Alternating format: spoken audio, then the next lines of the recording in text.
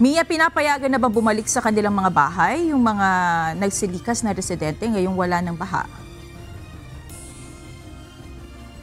Magandang gabi sa iyo, Monica. Dahil malapit lang naman itong area ng evacuation center dito sa Burgos, sa Rizal. Kaya pinapayagan na rin o hinahayaan na rin yung ilan sa mga residente na bumalik sa kanilang mga bahay para ayusin yung kanilang mga tahanan. Giit din naman kasi ng ilang mga residente na kung patatagali nila ang pag-aayos o pagkukumpuni, maging ang paglilinis ng mga putik sa nilang tahanan ay mas lalo silang mahihirapan.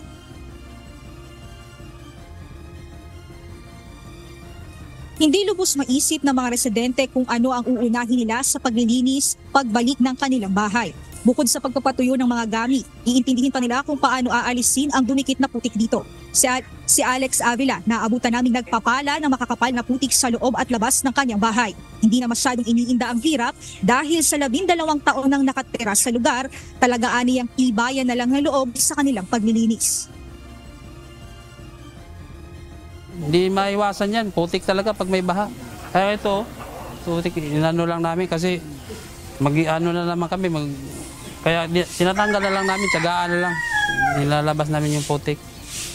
Matagal kasi ito matutuyo kung hindi namin tinatanggal, kaya tsagaan lang. Ilan din sa mga kapitbahay ni Mang Alex ang piniling bumalik sa bahay at sinamantala habang mababa pa ang tubig baha sa kanilang lugar para maglimas.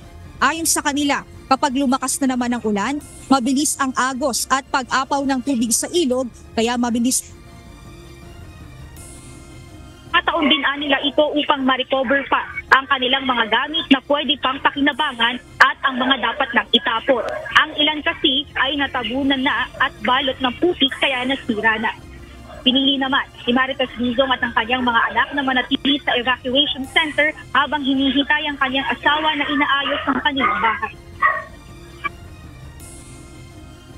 Ngayon po, hindi pa kami makababa kasi may tubig pa. Tsaka yung bahay kasi namin, kailangan palinisin. May banlik kasi.